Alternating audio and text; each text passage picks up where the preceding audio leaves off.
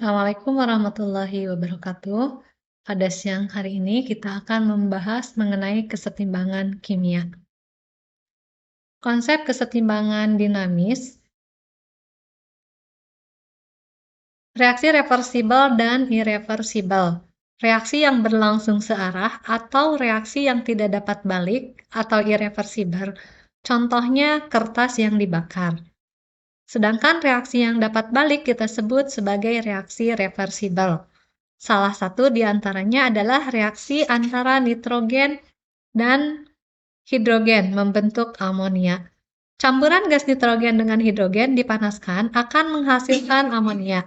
Dengan reaksi N2 gas ditambah 3H2 gas menghasilkan 2NH3 gas.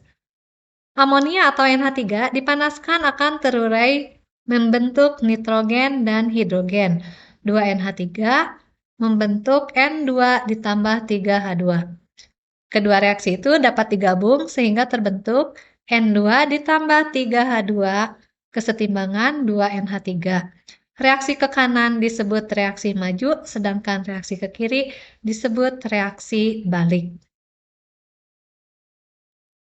Pada keadaan setimbang, kalau kita perhatikan dari grafik berikut, bahwa konsentrasi per reaksi semakin lama itu semakin berkurang, sedangkan hasil reaksi semakin lama semakin bertambah. Sehingga kalau kita perhatikan antara konsentrasi dan waktu, untuk H2 dan N2 sebagai reaksi, maka grafiknya akan menurun sampai pada saat kesetimbangan reaksinya itu menjadi tetap. Konsentrasinya tetap. Begitu juga dengan N2. Tetapi untuk NH3, mula-mulanya sedikit, lama-lama menjadi bertambah, sampai ketika terbentuk reaksi kesetimbangan, konsentrasinya akan menjadi tetap. Nah, kalau kita perhatikan dari grafik antara kecepatan dengan waktu, maka ketika terjadi reaksi kesetimbangan, di situ akan terjadi laju reaksi pembentukan NH3 itu akan sama dengan laju reaksi penguraian NH3, seperti yang diperlihatkan pada grafik yang kedua. Ada dua jenis reaksi kesetimbangan, yaitu ada kesetimbangan homogen dan kesetimbangan heterogen. Kesetimbangan yang semua komponennya satu fase kita sebut sebagai kesetimbangan homogen, sedangkan kesetimbangan yang terdiri dari dua fase atau lebih kita sebut sebagai kesetimbangan heterogen.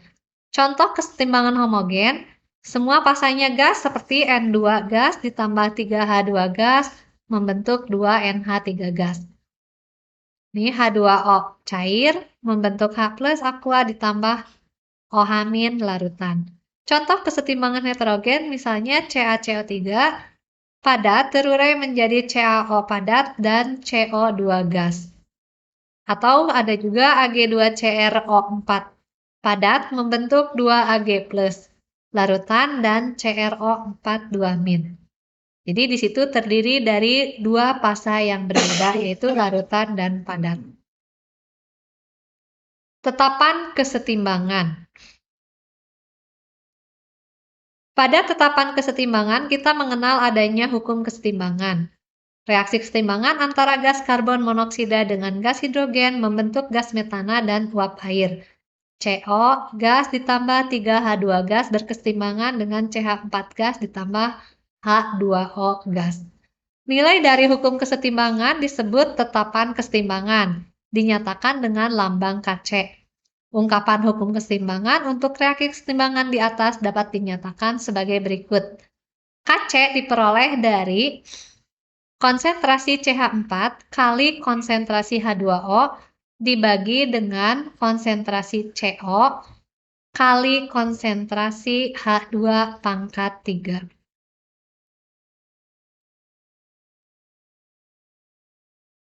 Untuk persamaan tetapan kesetimbangan, ungkapan hukum kesetimbangan kita sebut persamaan tetapan kesetimbangan. Secara umum, untuk reaksi Ma ditambah Nb kesetimbangan Pc ditambah Qd, persamaan tetapan kesetimbangannya adalah Kc sama dengan konsentrasi C pangkat P kali konsentrasi D pangkat Q dibagi konsentrasi A pangkat M kali konsentrasi B pangkat N. Karena satuan konsentrasi adalah molar, maka satuan untuk Kc adalah M pangkat P ditambah Q dikurangi M ditambah N.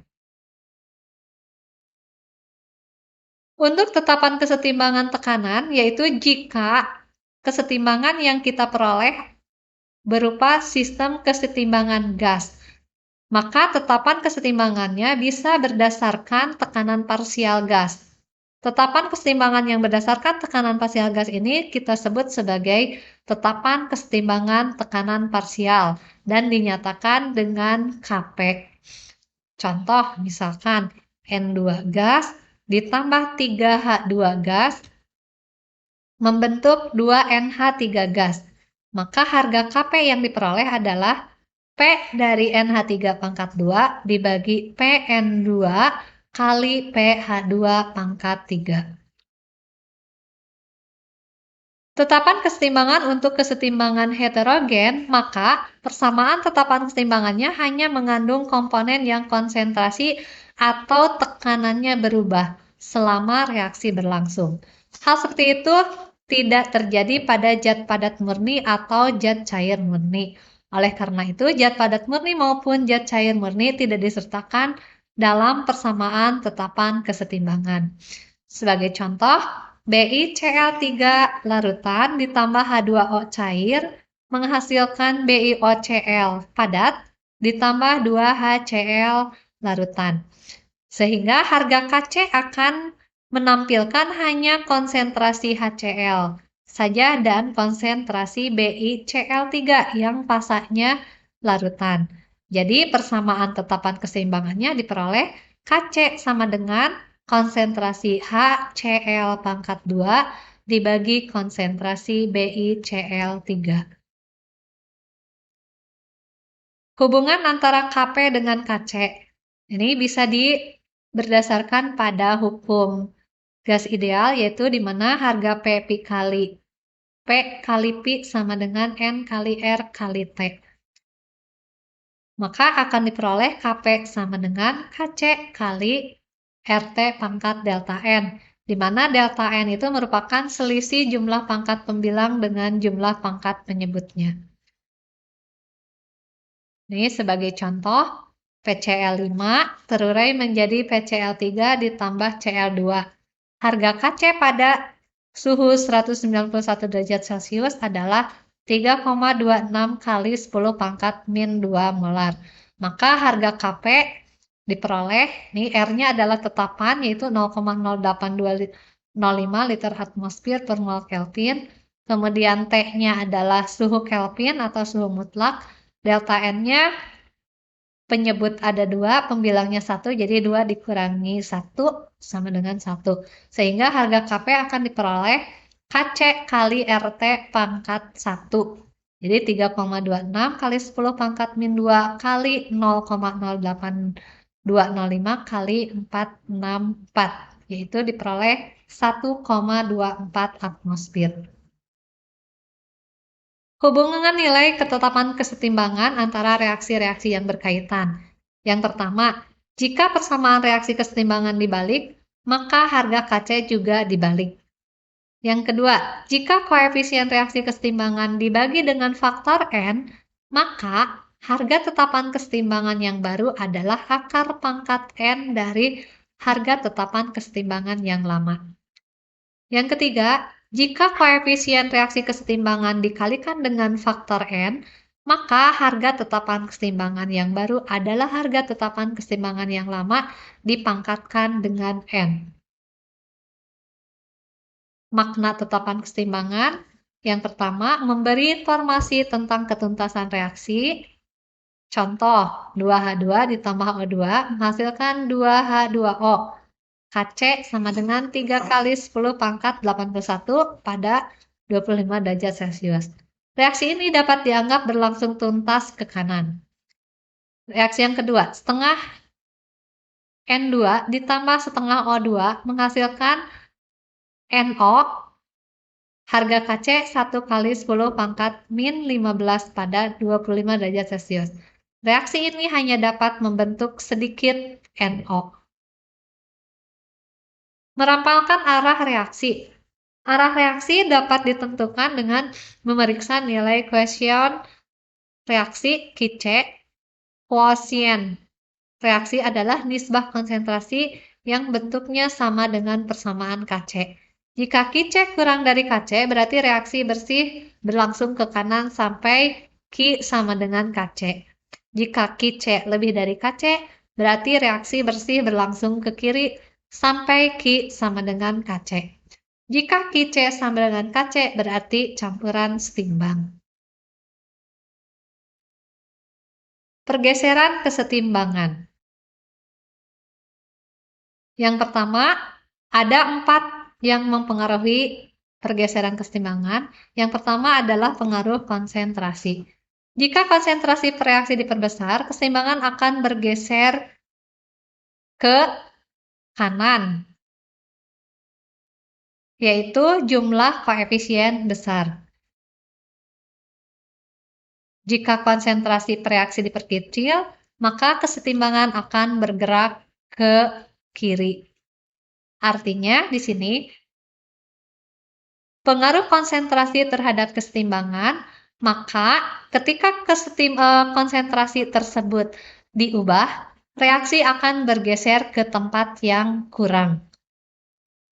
Kemudian yang kedua, pengaruh tekanan. Jika tekanan diperbesar, maka volume menjadi kecil. Kesetimbangan akan bergerak ke arah yang jumlah koefisiennya kecil.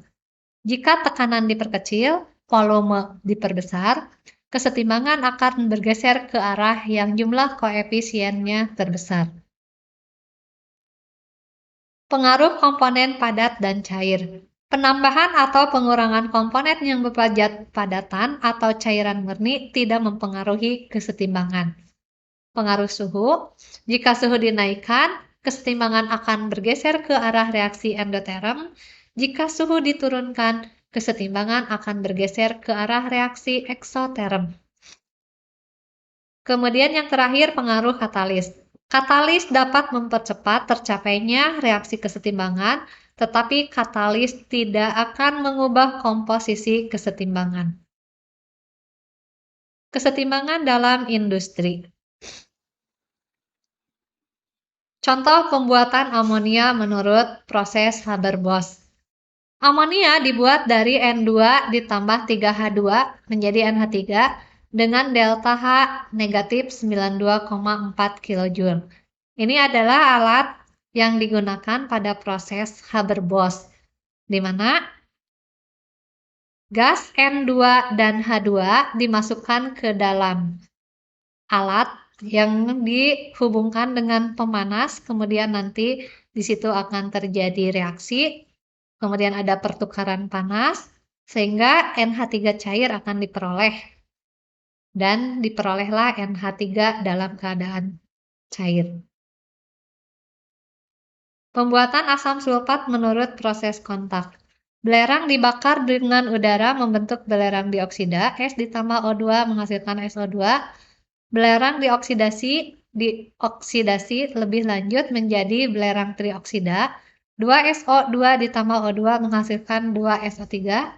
Belerang trioksida dilarutkan dalam asam sulfat pekat membentuk asam pirosulfat. H2SO4 ditambah SO3 menghasilkan H2S2O7. Asam pirosulfat direaksikan dengan air membentuk asam sulfat pekat. H2S2O7 ditambah H2O menghasilkan H2SO4. Pada proses kontak digunakan suhu sekitar 500 derajat Celcius dan katalis P2O5 tekanan normal 1 atmosfer. Demikianlah untuk hari ini pembahasan mengenai reaksi kesetimbangan. Mudah-mudahan apa yang dijelaskan bisa dimengerti. Terima kasih atas perhatiannya. Wassalamualaikum warahmatullahi wabarakatuh.